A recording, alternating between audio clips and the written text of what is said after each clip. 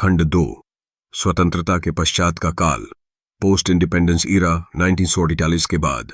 स्वतंत्रता के बाद भारत सरकार ने शारीरिक शिक्षा और खेल को राष्ट्रीय एकता और विकास का साधन माना और इसके व्यवस्थित विकास के लिए एक मजबूत संगठनात्मक ढांचा तैयार किया। 8 संगठनात्मक ढांचे और समितियों का गठन।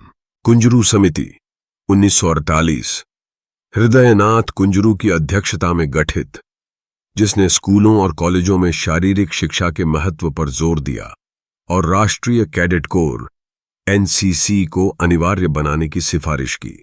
शारीरिक शिक्षा एवं मनोरंजन के लिए केंद्रीय सलाहकार बोर्ड CABE 1950। यह बोर्ड सरकार को शारीरिक शिक्षा की नीतियों पर सलाह देने के लिए स्थापित किया गया। अखिल भारतीय खेल परिषद AICS 1954 खेलों के स्तर को उन्नत करने और खेल संघों के बीच समन्वय स्थापित करने के लिए गठित।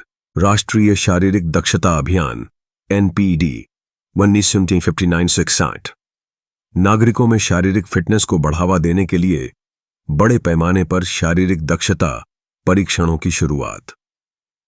2 प्रमुख संस्थानों का विकास। इस काल में उच्च स्तरीय प्रशिक्षण और कोचिंग प्रदान करने के लिए राष्ट्रीय महत्व के संस्थानों की स्थापना हुई। लक्ष्मीबाई राष्ट्रीय शारीरिक शिक्षा संस्थान LNIPE ग्वालियर 1957 शारीरिक शिक्षा में 3 वर्षीय स्नातक BPE पाठ्यक्रम शुरू करने वाला पहला संस्थान। 1905 में इसे विश्वविद्यालय सम डीम्ड यूनिवर्सिटी का दर्जा मिला, जो इसे शारीरिक शिक्षा के क्षेत्र में भारत का एकमात्र मानद विश्वविद्यालय बनाता है।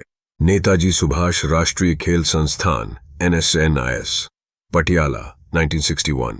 इसका मुख्य उद्देश्य उच्च स्तरीय कोचों प्रशिक्षकों को तैयार करना था, जिससे वैज्ञानिक प्रशिक्षण और खेल विज्ञान को बढ़ावा मिल सके। यह एशिया के सबसे बड़े खेल संस्थानों में से एक है। भारतीय खेल प्राधिकरण sports authority of India SAI 1984 खेलों के प्रबंधन, प्रतिभा पहचान, टैलेंट स्काउटिंग, प्रशिक्षण और आवश्यक सुविधाओं के लिए एक केंद्रीय निकाय के रूप में स्थापित किया गया। SAI आज भारतीय खेलों का मुख्य संचालन करता है। 3 आधुनिक पहलें और नीतियां। आधुनिक भारत में शारीरिक शिक्षा को केवल एक अतिरिक्त गतिविधि नहीं, बल्कि समग्र शिक्षा का एक अनिवार्य अंग माना जाता है। राष्ट्रीय पाठ्यचर्या ढांचा NCF NCERT द्वारा स्वास्थ्य और शारीरिक शिक्षा HPE को स्कूली पाठ्यक्रम में एक अनिवार्य विषय के रूप में एकीकृत किया गया है। खेलो इंडिया योजना खेलो इंडिया स्कीम 2018 इसका उद्देश्य देश में जमीनी स्तर पर खेल संस्कृति को पुनर्जीवित करना और युवा प्रतिभाओं को पहचान कर उन्हें अंतर्राष्ट्रीय स्तर के लिए तैयार करना है। इसमें स्कूल और कॉलेज स्तर पर खेल अवसंरचना और छात्रवृत्ति पर जोर दिया गया है।